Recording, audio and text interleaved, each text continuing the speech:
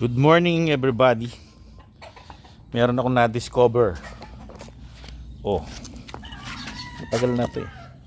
Pero ginawa lang. Almiris. Ito yung pestle. Wala akong mortar. Mortar and pestle. So tuyo na. Lininis ko yan, pinatuyo ko. May use yan. Medyo basa pa dito. Natagpuan ko lang dito pakalat-kalat. Nakataob na ganyan, oh, yan. Tamang tama. Marami na ako ditong mga itlog. Dito ko ngayon sila didikdikin. Gamit ang kahoy na pandikdik. Kahoy na lang gagamitin ko. To, tamang tama to.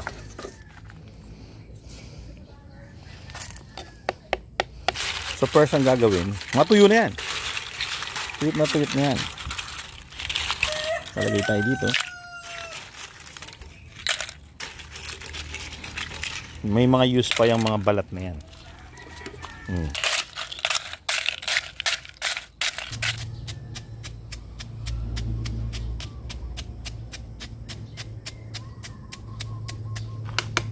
Okay. Dapat ganito lang ka gaspang. Yan, wag yung pinong-pino. Wag naman masyadong malaki. Hindi na nila ma-enjoy yun. Dapat ganito lang. Okay. Ibigay ko na sa mga inahinto. Lalo-lalo na kay Blue. Dahil yun ang first set ko. Kailangan healthy yung mga eggs niya. Magaganda yung quality ng shells.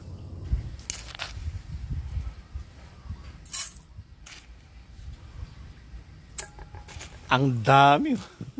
Ang dami pala, oh. Isang ganito. Imagine, eggshell lang lahat yan. Ang dami ng itlog nun, oh. Ang dami palang magagawa rin, oh. Pero marami akong ibibigay sa kanila ngayon, sa mga inahin. Dadamihan ko na. Para marami silang natutuka-tuka sa sahig nila. Nandito na tayo. Ikaw, unahin na kita. Dahil alam ko mahilig kang magtutuka-tuka. Sige.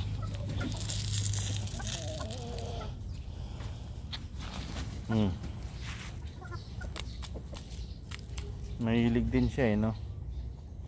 Gusto mo rin ba? Batman? Oh. Nakain ka rin yan?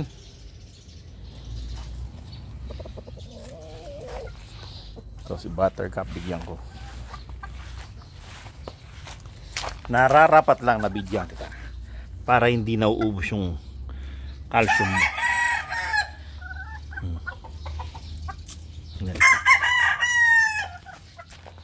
Bahala ka na dyan. Mga ilang araw na supply mo na yan. Ito rin, itong mga ano ni Aling Mimay. Mga breeding niya.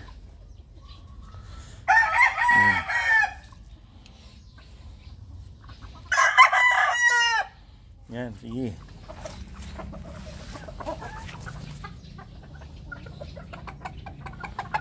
Tinatawag ka na. Kain ka daw ng eggshell. Maganda talaga itong pulot na to. Pula yung mukha, oh.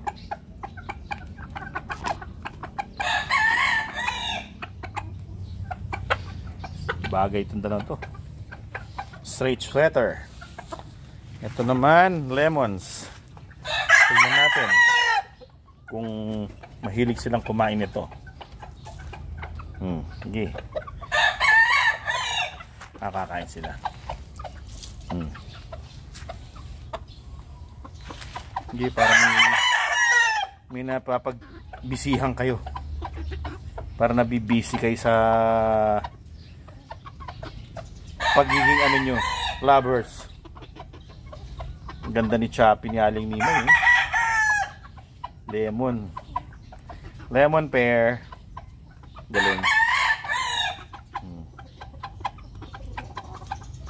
Gentle tong road stag lang to, ah.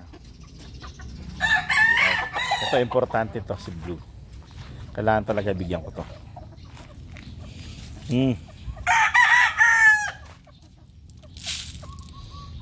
Ika. Blue. Yan. Dagdagan ko.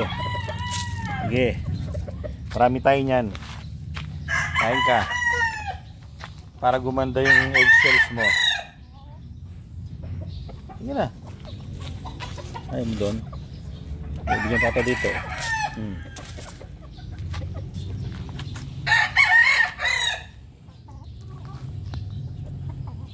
Ganda ni Blue.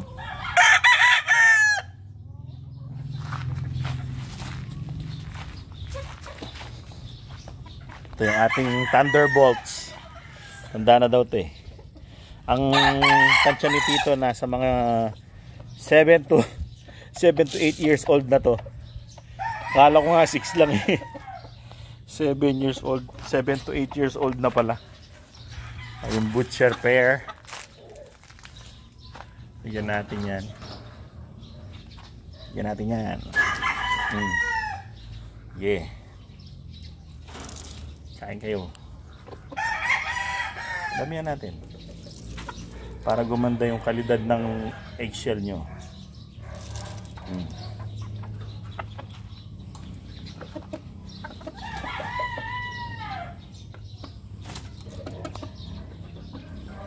Sige.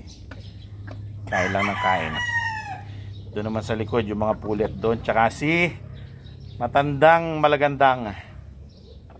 Welcome. Ito ang tinatawag kong backyard. Ayan, sige. Oh. Ikaw, kahit bata ka pa eh, kumain ka na ng eggshell. Ito yung Bulik Melsim's Black ni Aling Mimay. Ito naman si Little Miss, yung Kelso sweater niya. Tapos yung aming matandang si Malagandang. Sige, kain ka kahit hindi ka na nangingitlog. Hindi na nangingitlog to eh. Akala ko dati, kukorek ko lang yung edad niya. Nasa ano na pala siya? 10 years old. Papuntang 11 na daw yan. Akala ko dati ganun din, 6 years old. 10 to 11 years old na siya. Itong LDT Gray, bigyan din natin. LDT Gray. Yun. Yan natin. LDT Gray.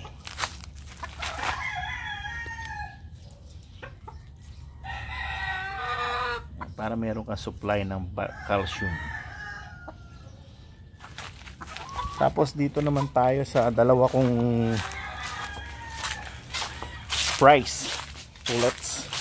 Isang gal na maganda at isang bulik.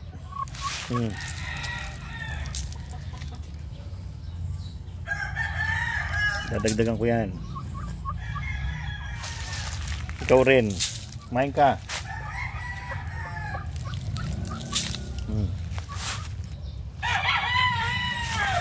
Dito ako pupesto. Balik tayo dito sa mga inahin dito. Ubusin ko na to. Hindi na ako magtitira. Kasi ano, busin ko na lalo na dito. So, kailangan niya to. Ano kasi to, ang shell niya minsan may ano, yung may wrinkles. Shells niya may wrinkles. So dapat marami siyang calcium. Sa'yo na lahat yan. Well mga kaibigan, kung napapansin nyo nga pala, eto na nakatali. Tapos binigyan natin ng eggshell si Blue. Na nandito si Lady Blue, ayan. Sapagkat pinapaupo ko na lang siya. Hindi ko na sila pinagsama kasi baka matagalan at blanco yung mga magiging itlog niya. Kasi natatakot siya kay Batman eh. Para nagka-phobia siya ngayon. Inuupo ko na lang siya. So nakailang paupo na rin ako. Antay na lang ng umitlog. Ano kaya ang magiging resulta ng kanilang mga magiging anak? Kung meron man. Dito tayo sa aking napakabait na. Halika rito. Magpaliwanag ka kung bakit nagkaganon yung relasyon nyo ni Blue. Halika rito. Magpaliwanag ka dito. Huwag yung nilalayuan mo ako.